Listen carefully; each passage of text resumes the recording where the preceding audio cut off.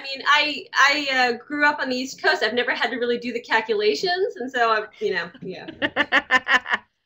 Right? Absolutely. Absolutely. Okay. All right. We're ready. You ready, Nina? I am ready. I am ready. Deal. So you're a gamer, right? I am a gamer. Good. How'd you get into video games? So I'm going to completely date myself here, but that's okay. I first got into video games actually at the roller skating rink because that's where there were Right? arcade games. Right? Yeah. So my first experience with video games was, Pac-Man, Ms. Pac-Man, Galaga. I mean, all of that. But Classics. then, and that would have been like, yeah, mid 70s. And then when I for my 7th birthday, my dad brought home an Atari 2600. So that was Yes. my first console. That was my first console. And then, interestingly, I didn't grow up through the consoles because I switched over to what essentially we'd call PC gaming now. Because my second sort of machine I was playing games on was the Commodore 64. Oh And yeah, right?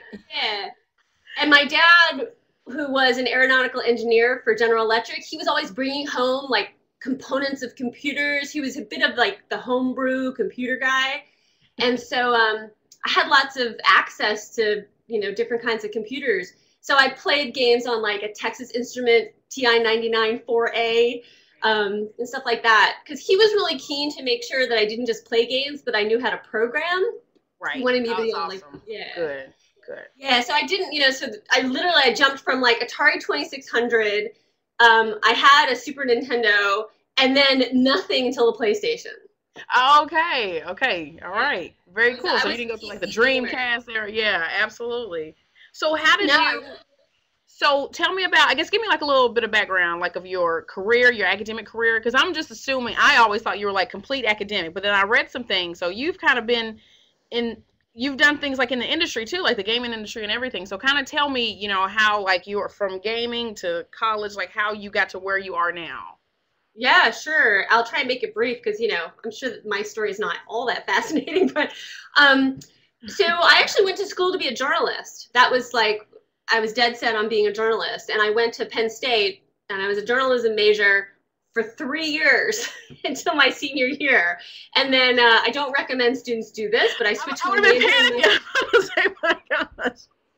I switched my major in my junior year, beginning of my senior year, which meant that I had to take 6 classes in my final 2 semesters, but Oh my it's all gosh. right. Oh my I gosh. did all right.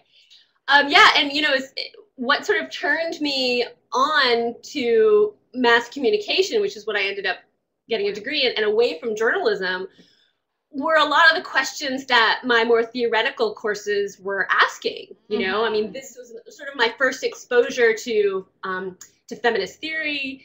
Right. I was getting exposed to like concepts of information flows, the inequities of access to information, and I just was like super interested in those questions. Absolutely. And I also was realizing that I didn't like journalism. I didn't like being a journalist.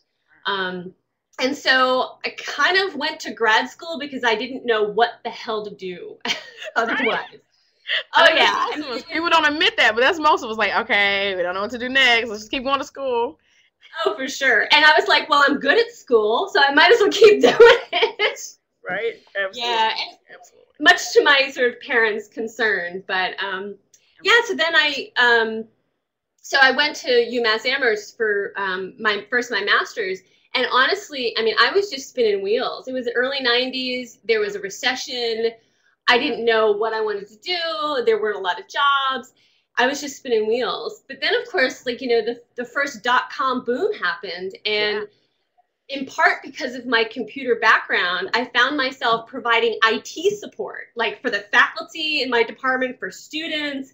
I then got a Absolutely. job working in the IT. And Right. I thought, wow, this is, my dad would be proud. Like, this is sort of interesting. Like, why am I going in this direction? But it didn't influence my studies. Not yet. I was still very much focused on, that mass communication Absolutely. stuff.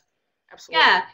But then I found a way in my master's thesis to bring things together that, and that's the thing that I love about being an academic is that to Absolutely. some extent you can say, wow, I'm interested in this. I love doing this. You mean I can make a study out of that? Like I can make a Right. dissertation out of that? Absolutely. Yeah. Absolutely. Absolutely. So my master's thesis was about the internet. It was about women who were using, and then it was all text-based. So this was like 1995. Women who were using like news groups online to coordinate their efforts for the UN Women's Conference that was happening in Beijing. Absolutely. Yeah. So I did an internship with a nonprofit women's group in DC that was organizing women to go. And they had put together these training sessions, technology training sessions. It was really such a cool time. Absolutely. It was right before the web got pictures, and it was right before the web totally exploded. Right. And we had no idea what was possible in this medium, but we were like trying everything. Absolutely. Throwing everything at the wall. Absolutely. So that was like my master's. And then I sort of went in this direction. Went in this direction that, looking back on it, I sometimes wish I hadn't, because it was a bit of a sidetrack. I took a really good series of economics classes, or political economics classes, in the econ department, and just got super interested in political economy and policy. Right. So my dissertation ended up being about the 1996 Telecommunications Act. Right. As a cultural policy document.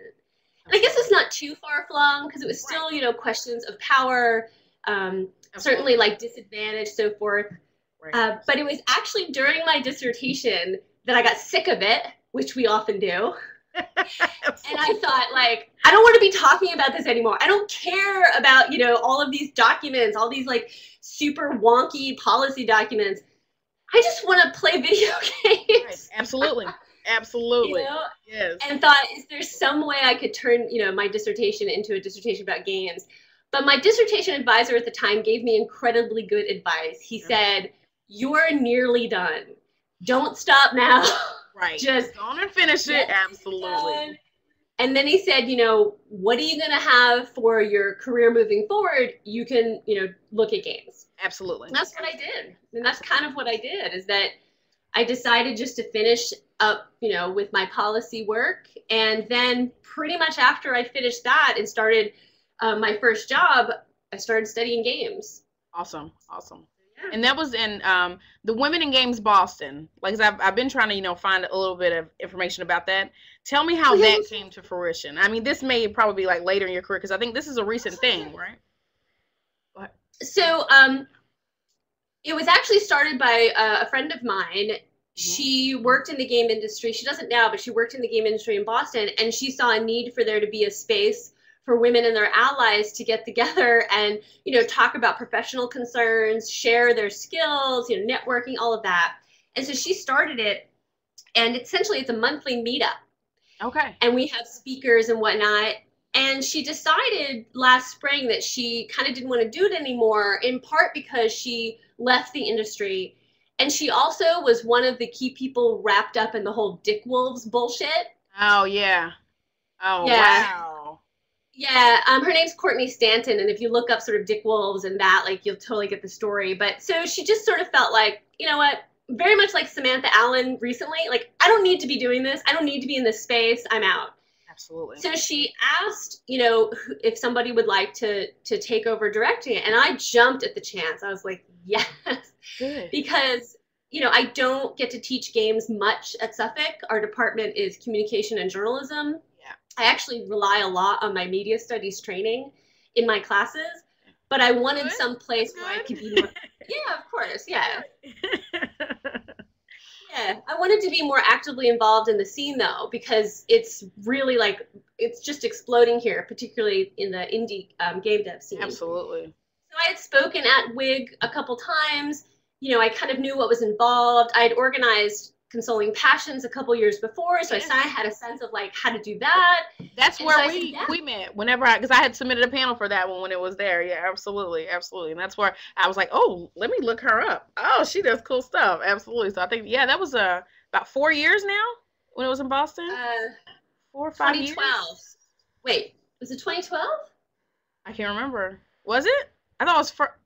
Yes. Yeah, it was a couple years back. Yeah. Yeah, it was a good time.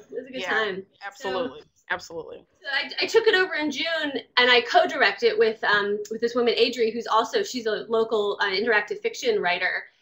And it's just been fantastic. I mean, it's been great. We have big plans for what to do moving forward with the group, and it's just been wonderful. Absolutely. Yeah. That's cool. And Very like cool. in some ways really oddly timed the whole like, Gamergate stuff to be, meeting once a month with women who are directly affected by that. Absolutely. Can you talk, since, I mean, that's a perfect segue. Let's go ahead and, talk a little bit like about Gamergate or whatever. So how have, I guess, the people who are like you, the people that how have you all like been impacted by Gamergate? How has that influenced, your work now and, your activism, the things that you all do?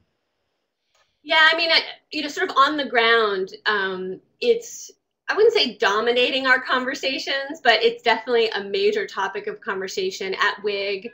We share through Twitter and whatever, like, pieces and material coming out about it. Like it's a topic of conversation.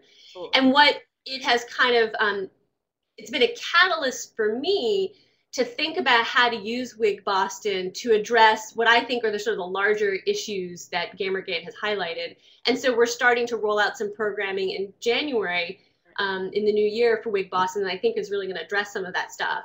And what I'm talking about is facilitating women leaders in the game industry. Absolutely. There's so much focus on getting girls to code, which is great. Yeah. Getting women into the industry, like entry level, which is also great. But where I think there's a lack is cultivating women into leadership positions. Absolutely. In the industry. Absolutely. So we're going to focus a lot more on kind of executive development. Good. And also for those entrepreneurs who just want to start their own company, what do you have to navigate in terms of like taxes and contracts, but then also just like, being your own brand and all that kind of stuff. Absolutely. So yeah, I mean, the other thing too is that Brianna Wu is a local game developer. She's a friend, so watching her kind of go through this has been personal. Yeah. Absolutely. It's one of the things that's so frustrating, of course, about Gamergate and about the internet is that the people who are attacked are just like a Twitter handle. They're just a name. Right. But when you know them, when you see the stress that someone is going through. Yeah, bless her. She had to leave her house. I remember seeing that on Twitter. Like her and her family had to leave and everything. It's ridiculous. Yeah. I showed up, she had a Halloween party, which I came to, and myself and my partner came, obviously dressed in a Halloween costume. And, we walked into the house and everybody turned to look at us, and I could see on her face, there was this look of like, who was that? Wow. And it was just a moment. And so I like took off I had like some glasses on, whatever. I took them off and said, "Hey, Brie, it's me." And she was like, "Oh, right. We're not Gamergate infiltrators." It's just this like subtle reminder that she is suffering real fear, and she's doing so courageously, but still, Absolutely. So there's that personal piece of it. Zoe Quinn has gone in the past to WIG Boston. We haven't seen her recently for obvious reasons. Yeah, absolutely. So it's just that sort of personal understanding of it that makes it more than just, oh my God, this crazy debate on the internet, Absolutely. Yeah, absolutely. Absolutely. And I know I had a question there where I wanted you to give like a little brief kind of elevator pitch, if you will, of like explaining Gamergate to somebody that has been like absent from media. How can you like explain that? Because it's such a big story. It's complex. It's not simple, but I guess just in like the most simplistic terms, how can you explain what Gamergate is? Kishona, I think it's so important to start off by saying it is really complicated and it's super complex, right? I think that's like something that hasn't actually been said enough by both those who are sort of criticizing Gamergate and those who are supporters. Absolutely. It's about ethics in journalism. It's about harassment. Actually, it's incredibly layered and incredibly complex. Absolutely. But in brief, I've sort of been practicing this because I've had that same question asked of me of late. Absolutely. So literally, and I think this is important to remember, literally Gamergate started as a hashtag that Adam Baldwin, who's an actor, attached to a post on Twitter that included 2 videos on YouTube. And those videos on YouTube were specifically kind of character assassination takedowns of an independent game developer, Zoe Quinn, and the accusations that an ex-boyfriend made about her and journalists in the industry, suggesting that there was some collusion, that she had sort of essentially gotten sexual favors for good reviews.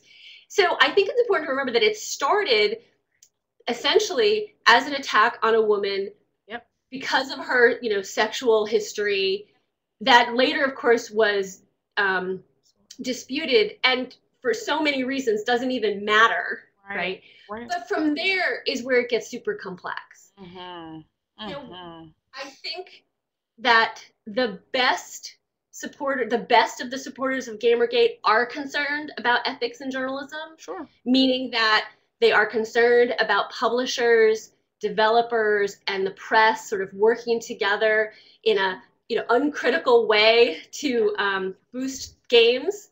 Absolutely. And I think that's a very fair criticism. And in fact, one that has existed not just in games journalism, but in entertainment journalism for decades. Absolutely. Absolutely. But unfortunately, if the majority of the critique was aimed at journalists, then perhaps we could feel that summation of Gamergate was accurate. But if you look at a lot of the, Twitter conversation, 8chan, 4chan conversation, it's not about the journalists. It's about certain game developers and then also like game critics, like Anita. Absolutely. So Gamergate then became a platform. This is how I see it. It's become a platform for many different interests. Yes. To boost their particular ideological perspective. Absolutely. Absolutely. And that's where it gets really difficult to pin it down. Yeah. Absolutely. And also really difficult to figure out what its end goals are. Right. Who its leaders are. You can dive in and find out who's tweeting the most and discover that they have very different agendas. Absolutely. Absolutely. So that's why I think it's so difficult to summarize. Absolutely. Absolutely. I'm dramatic. I know somebody had asked me the other day. I'm like, they're terrorists. They're a hate group. I'm just dramatic. I'm like, if anybody attacks women, they're a hate group. But you know what? I mean, Kashona, I think that, that is true for definitely a section of Gamergate. Absolutely. Yeah. And that's why I think, those who maybe have in their heart the betterment of games, more transparency in games journalism, if they have that in their heart, I understand why they react so strongly to the suggestion that it's a hate group, that it's a misogynist group, that it's a terrorist group. Absolutely. But if, I'm very uncomfortable aligning even with the best parts of Gamergate because of the way in which Gamergate has been used sort of, in the name of harassment. I mean, absolutely. You have to ask yourself, if you're aligning yourself with this, you're also aligning yourself with a lot of bad actors. Other things that go along, yes. And that's tough. I mean, that's what's really hard about these kind of social movements on the internet is that, people are going to appropriate, your hashtag, your agenda and whatnot. It's private. Everybody can have it. Yeah, absolutely. I understand why there's a resistance to want to have leaders. Yeah. Right. Absolutely. And this was the same thing with the Occupy movement and to some extent with the Tea Party. Yeah. I understand that when you have leaders can be taken down, leaders can be questioned. Right. But at the same time, without leaders, then nobody understands what you stand for. Like, where's the spokesperson articulating a unified vision? It gets lost. Absolutely. That all gets lost. Yeah. Absolutely. I'm sorry, that wasn't very brief. That's okay. No, you're okay. Don't worry about it. Don't worry about it. Do you think that, a lot of this has helped or hurt, like, I guess, feminist game studies? To me, I feel like it's brought us kind of like, people are now asking. I think it's bad publicity in some regards, but sometimes it's good because people are now asking and taking women in, gaming like more seriously. They're asking questions. They're saying, okay, well, what are you feminist academics doing about this? So I kind of thought it was like a good thing. It's keeping us in business. People are seeking us out now. So, but do you think this can like help or hurt feminist game studies or feminist gamers like in general? Oh, I think it's been entirely validating. Yeah. I think it's been completely validating. Those of us who've been studying games for a while, whether you have a feminist lens or not, I think it's been great for the conversation about let's talk about games as cultural products, right, that exist within a certain social context. And there's a lot of great exploration we can do because of that, of its significance, right? The significance of games. So I think it's been a boon to us. Of course, the harassment part is as an understatement, is difficult to deal with because some of us academics have been harassed as well. Absolutely. Not nearly to the degree, of course, as Anita, Zoe, and Bree, but still. Right. Absolutely. Absolutely. But having said that, more public attention to these questions, more inquiry is always good. I think it's always good.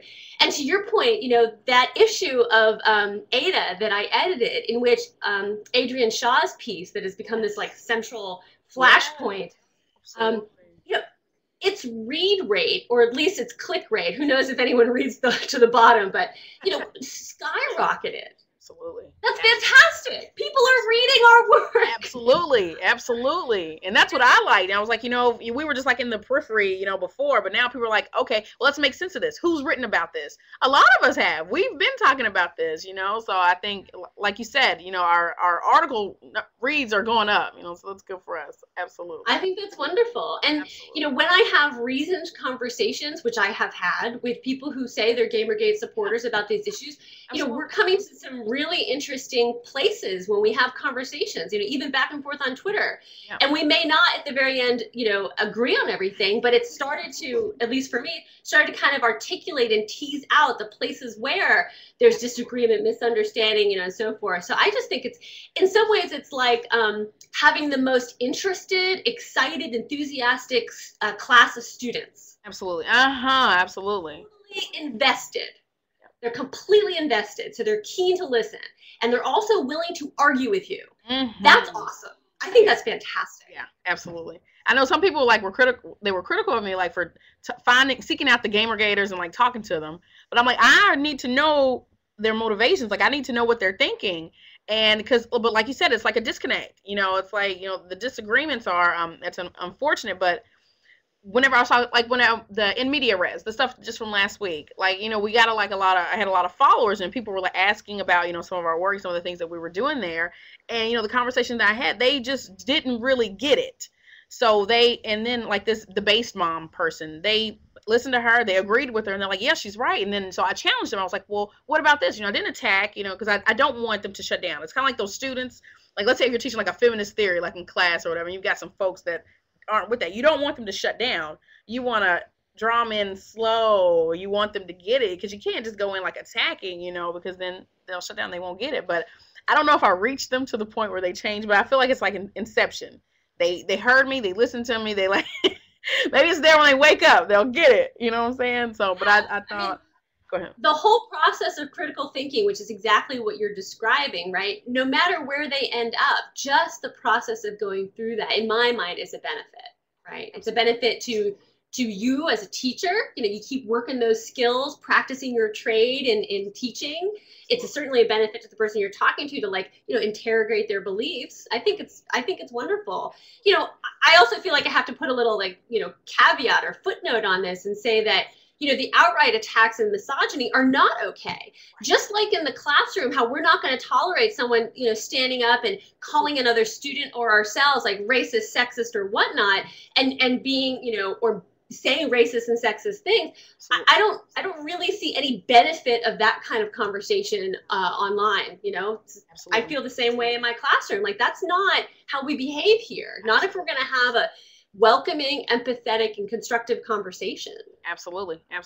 I did, and you in your Joystick Warrior, in the interview that you did, you were talking about how you didn't play online anymore because of the harassment, the toxic environments.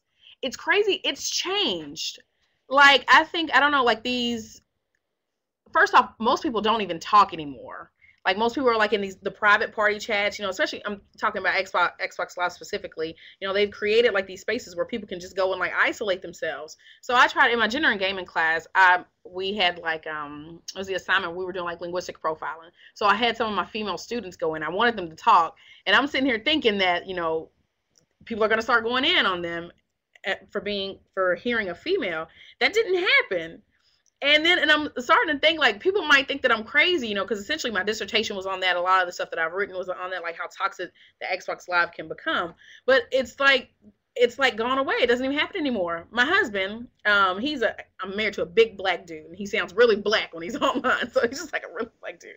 But he had made the comment the other day, like he hadn't been called like the N-word in so long, and he said it happened just the other day, and he said it was a weird feeling. He was like, oh, this happened again, because I haven't had like data. I haven't had like any kind of like data like that like in a long time. So when he said it, it's like he got excited for a second, and he said, wait a minute, I shouldn't be excited being called this.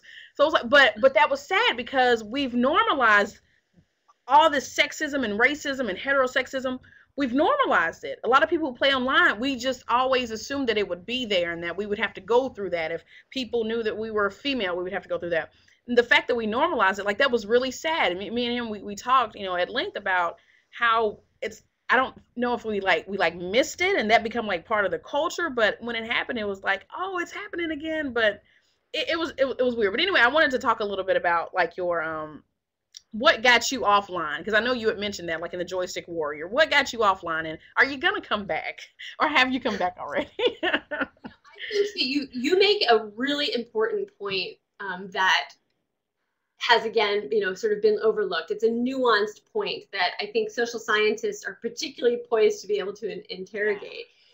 When I first started playing online games, it was the late 90s. Yeah. And it was just odd that I was a woman playing. Very much like the arcade experience I had when I was a kid, it was just unusual. Yeah. And I didn't suffer much, outright harassment or sexism. I dealt with, pickup lines. I dealt with, are you really a woman if I wasn't using the team speak and stuff like that, but it never felt hostile. Mm-hmm. Mm-hmm. And that, World of Warcraft, and like I found guilds that were really welcoming. I found guilds that either were mixed gender, as best I could tell, or were very welcoming men who never, hit on me and all that. Absolutely. It was, it kind of became later. I mean, it was, more like 2008, 2009, 2010. And I just went into spaces, got sick and tired of the pickup lines, kind of got sick of just send me a photo, I want to see what you look like, that kind of stuff. Oh my gosh, yes. And then for me, just listening to, and they weren't directed at me, and I think this is important, they weren't necessarily directed at me, but just hearing players call each other the N-word, call each other fag. Like, I just didn't want to play in that environment. Absolutely. I never felt personally threatened. I just did not want to be in a kind of a verbal soup of all of this kind of, misogyny, racist and heterosexist language. Yeah. And so I stopped playing online. Right. Absolutely.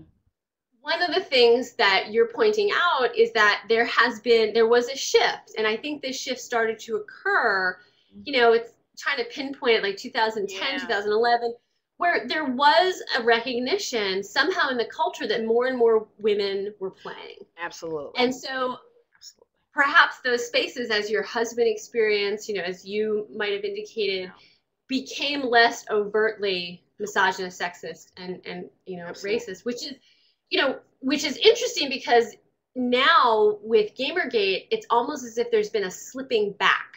Right. Absolutely. They got their platform back. Yes. Ugh.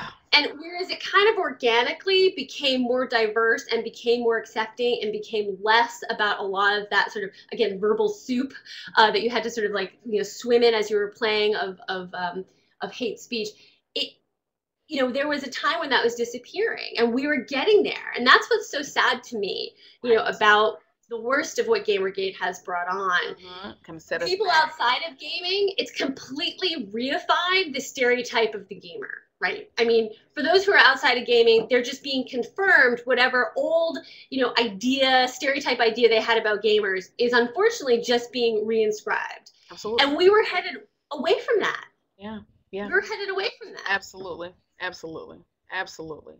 Oh, wow. You're right. We gave them a platform. I'm sitting there thinking like we really just gave them a platform to be like, oh, there are people out there that are still like me. Good, you know. Well, but I think, I mean, I wouldn't necessarily blame we Right. gave them a platform. Like, I Yeah. mean, I guess my thinking is it probably was always there, Yeah. right? Yes. It sort of has always been there. But when you're in a room with people who don't tolerate Right. that kind of language or attack or whatever, hopefully you're going to keep yourself in check in that regard. Absolutely. But when, as you said, there's now all of a sudden this return to it being a free for all, well, then you feel a lot more confident, perhaps, to in some ways to speak up in that way. Absolutely. And I just think it's kind of unfortunate. So to answer your question of am I going to come back? Yeah, I'm thinking about it, but I'm not a Call of Duty fan. But my partner right now is playing Destiny, and it looks pretty fun. Pretty. Destiny's pretty. I love it. Really pretty. I love it. Yeah. Yeah. Destiny's cool. We both have November birthday, so we got together. We got a PlayStation 4. And yeah, it looks pretty good. So, and we have some friends who play. To your point, we'll probably play, but play with specific. We're going to play with specific friends. Play with the folks that you know. Absolutely, absolutely. Yeah, exactly. Absolutely. So I might be back. I might be back if Destiny holds sway. I might. Absolutely. I was also excited. I didn't know if you play, like, whenever I played Destiny, it made me think about Halo a whole lot. And then they're like bringing like Halo back also. So that, of course, that took me back, years ago, college days when we would all play or whatever. Yeah. So it's really fun. Yeah. Absolutely. Yeah. Absolutely. I don't know how you are for time. I did no problem. I think I did just want to see if you could talk a little bit about Joystick Warrior. Yeah, sure. It was like the coolest thing ever. And I didn't know, I think Colby, Thank you. I think you actually showed me the documentary. I didn't even know anything about it. I didn't know that you were involved in that. Yeah, not that one. It was another documentary. You showed me like a trailer of another one.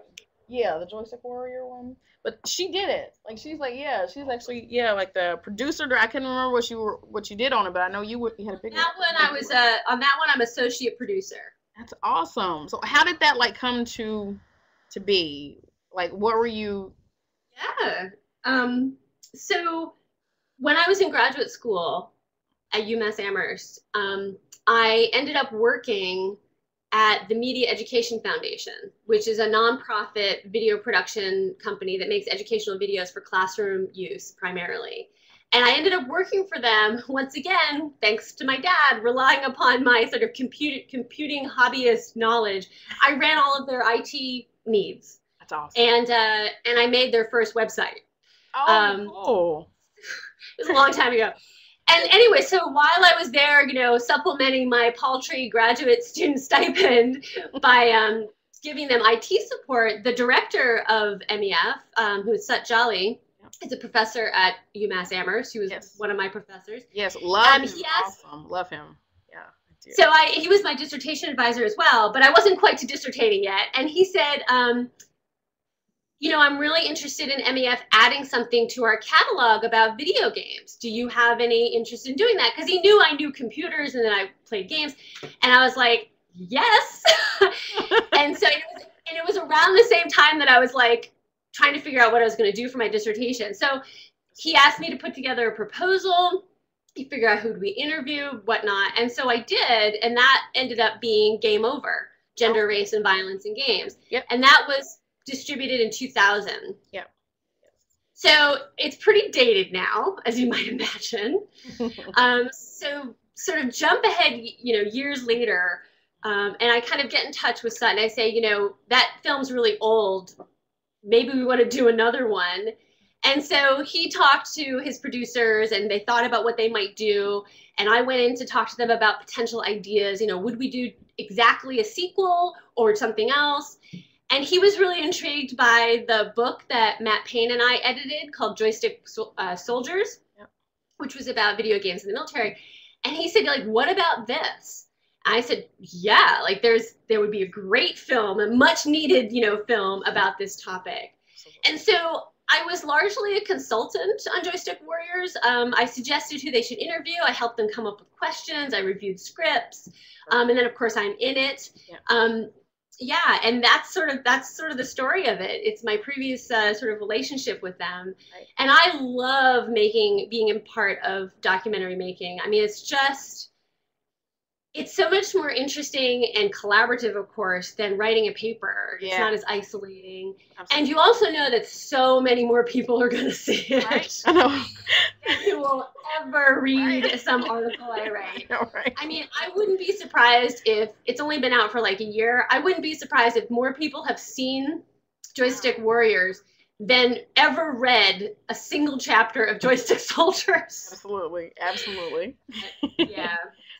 I appreciated it because in the department I'm in, it's not a media or a communications department. I'm essentially in a criminal justice department. It's weird. It's a Yeah. roundabout way how I got here. But anyway, I liked it because that was something that was allowed me to bridge my game lab. You know, I've got a game lab now. Of course, a lot of people are asking questions like, well, what does this have to do with us? I'm like, hey, here's a documentary that explains exactly why we need this for you Homeland That's Security folks. For, you know what I'm fantastic. saying? That I is thought it was so cool. absolutely. So I'm gonna I haven't had like an official unveiling of like the opening of like the lab yet, but whenever I do, I'm gonna plan like a whole week of things and I'm gonna show a joystick warrior. Yeah, absolutely. So That's fantastic. yeah, so it's cool. So thank you for that. So I can show my boss. I'm like, hey, see, video games are important to us. Look. Yeah, that's cool. Absolutely. Is there anything else that you wanted to add, that you wanted to share? There was actually a lot of young people always ask, because they think it's cool what we do, that we can play video games and talk about video games. How would you, but most of us got here a roundabout way. It's not like we set out and said, I want to study in this. So what would you tell like a young person that wanted to do what we did, if they wanted to be an academic or go into game development? What kinds of things, like starting like from high school, what kinds of classes should they take, the kind of things they should do to help them on their path? Sure. I mean, I think if you're interested in game development, there are some more clear paths and programs that you should be looking into, right? Computer science, 3D art, that kind of stuff. If you're interested in, game studies, to your point, it's not so clear as a path. There aren't a lot of programs that sort of grant degrees, in game studies. So you're probably looking at some kind of media studies approach, Right. and or technology and society, Right. and then focusing on games. Yeah. I also think it depends to some extent on the sort of methodology you want to go in with. I'm a social scientist by training. There's plenty of room for social scientific approaches, and there's plenty of room for humanities approaches. And of course, those approaches often overlap. Absolutely. And then, of course, there's folks who are interested in perhaps more positivist social science, effects research and whatnot. And so there's that to take into consideration. Absolutely. But for me, the programming that has been that I've pulled upon the most has actually been any kind of sociology related coursework, Yeah. things that interrogate how society is structured, popular culture, right? Our role in identity formation, how what we do both in our leisure lives and our work lives, how those inform our understanding of ourselves and the world. Like those kinds of courses have been the most valuable for me in then applying those frameworks and methodologies to interrogating games. I don't think I needed a game studies focused program to be able to do what I do. Absolutely. I would have liked to have had that at least one course back in the day, because I had to cobble a lot together. But I don't think that, I'm hindered as a result. Right. Absolutely. One of the things that a student now should, look at or do is they should probably, in some ways, read some of the classics of our field. Absolutely. Which is sort of weird to say since it hasn't been around that long. But I think there are some sort of key works, that students should familiarize themselves with, that now have started developing what this discipline or field, I guess, is. Absolutely. Like you should read Ian Bogo's work, you should read Jesper Juhl's work, like those kinds of things. Absolutely. Yeah. Okay. In terms of high school, I think, so I was just having a conversation with a woman that I knew from high school, and she texts me on Facebook and she says, my daughter is really interested in animation and she might want to work in games someday. Do you have any recommendations?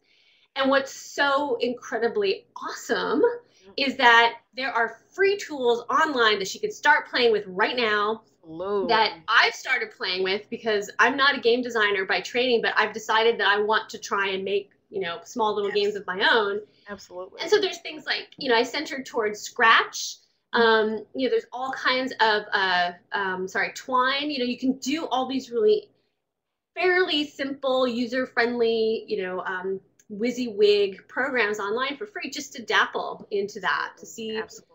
And I would recommend doing that to figure out if it's something that you really enjoy before you invest, right? Right, absolutely. Absolutely. Absolutely. Have you, Kashona, have you been doing any game design? Have you been sort of learning any game design stuff? I haven't. I want to. Now on our campus, there's we have a gaming institute. It's part of the computer science department. So the gentleman, the director that's over it, right? The gentleman that's over it, he, of course, the classes that I teach, he wants to use my classes like for some of their supplemental courses or whatever. But I wanted to do something, like I want to learn that, you know, because a lot of, I don't know, I feel like it's not like we're not, I'm trying to think of how to say this. I feel like academics, we're kind of outside, not true gaming culture. I feel like that if we don't have like a template of like validation, and I think like people who, like academics who have done like development are like more accepted and are seen as like more valid. And I feel like I'm like on the periphery of, because I just study games. They're like, well, you don't really know games until you try to make games or something. Somebody made that comment to me before, and of course they were probably wrong, but of course, I mean, I took it personal. I was like, well, I think what I do is like still is valid, but I want to be able to say one day, hey, I've made a game. I can develop games. I know, you know what I'm saying? So I think it's like a personal thing, nothing for academic purposes, but just personally, so I can tell those guys.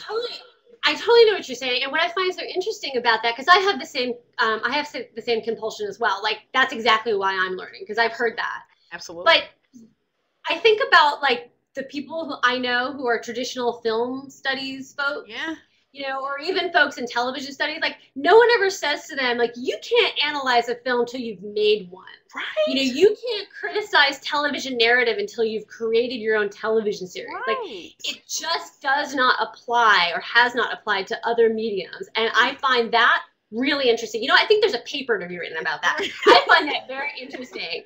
But we are, you know, compelled with games to sort of put your money where your mouth is and make one. Yes, absolutely. Yeah, it's curious. Yeah, it's curious. Absolutely. Right. I think for me, it's that, but then it's also sort of going way back to, again, like my father, who wanted me to not only play games, but to program them. Yeah, absolutely. And, you know, I'm thinking, all right, you know, maybe it would be really worthwhile for me to return to that. Absolutely. Absolutely. Yeah, absolutely. Absolutely. That would be very cool. Good. Anything else? Your things you wanted to talk about? Yeah. It's cool. I'm excited about the panel that we're on that's coming up about like what is feminist game studies. I really think I'm excited about that because I've been, of course I had a good sense and a good idea about, you know, what I want to talk about, but I think Gamergate just kind of rejuvenated like an interest of like, we really need to talk about it. You know, we really need to outline, you know, what it is, you know, and the title of mine is canonizing cunts. Like, can we actually be like contained, you know? And I wanted to go there because I want it, right? That's awesome. And I asked Gerald, I was like, Gerald, is anybody going to be upset? I was like, you know, because I want it to be like that knee-jerk kind of reaction, but because I feel like that even though we're trying to develop, I guess, like a discipline, we're influenced by so many other things. You know, we're influenced by this popular culture. We're influenced by people's experiences, our own experiences, you know, as gamers. So I think we draw on a lot more than just like a traditional like discipline may be. So I'm excited about that. I'm excited about that. Yeah, I mean, I feel like we're at the point, those of us who are studying games from a feminist perspective, you know, we're at the point that I imagine our predecessors were, you know, in the 80s, where there was a need to sort of say, okay, we know that cultural studies has not been attending, right, to questions of gender race, intersectionality as much as they need to. Absolutely. So we need to stake some claims here, you know. They're all, you know, I think there needs to be a feminist game studies book of some kind, Absolutely. you know. Absolutely. What are you ready? Are you ready to write it? Let's write it. Let's edit it. Which is something I've been thinking about for a while now. And I do think we're starting to see books that would be scholarship that would be part of that canon. I mean, again, I think about Adrian Shaw's forthcoming Gaming on the Edge. Like, that's just going to be fantastic as one of the sort of canonical pieces. Absolutely. And I'm just started to read it, but you know, Mary Flanagan's new book about critical play, or not about critical play. What is it called? Oh my gosh. I know what you're talking about. It's on my reading list. Yeah, I was gonna say, you gotta look back and look at it. Yeah. Her most recent one, which again is about you know, as she established in critical play, is about thinking about games in a much more critical perspective. So I think they're out there, but yeah, to some extent, the field, the discipline, the sub, I don't know what you call it. Right. We're at a moment where we can start staking some claims, and that's exciting. And I think you're right. Like, Gamergate has only underscored the need. Absolutely. Seriously underscored the need. Absolutely. I wish it weren't true, but I have gotten a lot more media calls and a lot more opportunities or people asking me to speak about feminist game studies since Gamergate than I have for like the 15 years I've been doing this. Absolutely. Absolutely. And that's good. And that's a great thing, because we need that out there. We need those voices. You know what I'm saying? Absolutely. Yeah, absolutely. Yeah. Okay. I think that's it. Yeah. Thank you. You're awesome. Thank you so much. I appreciate it. I had a good time. No, I know. This was awesome. I guess I'll be uploading. We're gonna edit and upload to the website. Is that okay? Just want to make sure that it's okay to add and upload. So I'll send you whenever it's up there. I'll make sure to send you a link so you can take a look at it and share it. You know, if you. Yeah, and if you want me to make a transcript, I'll have my work study do so. That's awesome. Yeah, absolutely. Absolutely. If you have it edited, I'll just give her the audio and she'll make a transcript, and you can just have that alongside. Absolutely. You know. Yeah. And that's perfect. It's needed. Absolutely. Absolutely. Thank you, Nina. Oh, my pleasure. See you soon, I hope. Hey, are you going to SCMS or? Yes, I'll be there. Because they're both, like, it's going to be expensive. So I'm trying to get some money now so they can, because that's in Montreal, right? And then Consoling Passions is in Dublin this year. So I'm like, I want to go to both. I want to go to both of them. So I'm trying to get my money now so I can go. So yes, I'm going to see you at least at one of those, because I think you're at both of them. Yes. Okay. Yeah, I am. All right. Good deal. Cool. All right, Nina. Take care.